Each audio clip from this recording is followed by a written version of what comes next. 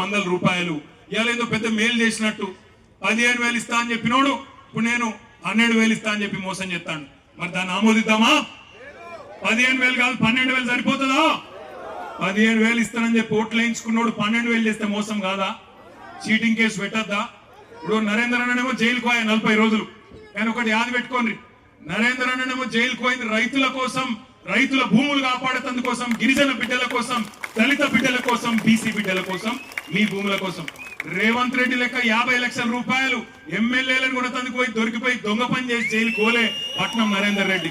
అందుకే నేను చెప్తున్నా, రేవంత్ రెడ్డి నీకు దమ్ము ఉంటే, నీకు నిజంగానే సత్తా ఉంటే, నేను చెప్పిన మాటలు నిజం కాదు అని నువ్వు అనుకుంటే రాజీనామా చేసి కొడంగల్కు రా.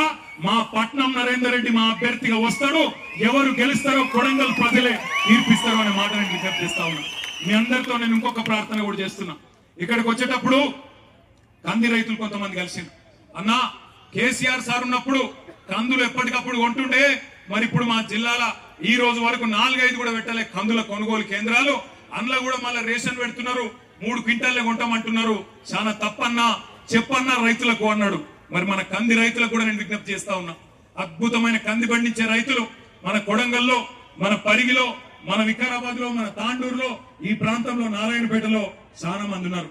మీరందరూ ఆలోచన చేయ, మనని ఇలా తొండలు గుడ్లు పెట్టని భూములను అవమానం చేస్తున్న ముఖ్యమంత్రి మనకు అవసరమా? ఆలోచన చేయండి. అట్లాగే ఇక్కడికి వస్తుంటే నాకు పెద్దలు కేసీఆర్ గారు ఒక మాట ఫోన్ చేసి చెప్పినారు. కేసీఆర్ సార్ దగ్గరికి ఈ రోజు కొంతమంది వచ్చినారు. హుజూర్ నగర్ నుంచి నాయి బ్రాహ్మణ సోదరులు, రజక సోదరులు, వాళ్ళందరూ పోయి సార్ని కలిసిండ్రు. అక్కడ కలిసి ఆ రజక సోదరులు చెప్తున్నారట, సార్ మీరున్నప్పుడు మాకు 200 యూనిట్ దాకా మాకు కరెంటు ఫ్రీగా వస్తుండే. ఇవాళ రాష్ట్ర వ్యాప్తంగా ఇటు దోబీలు కావచ్చు, రజక సోదరులు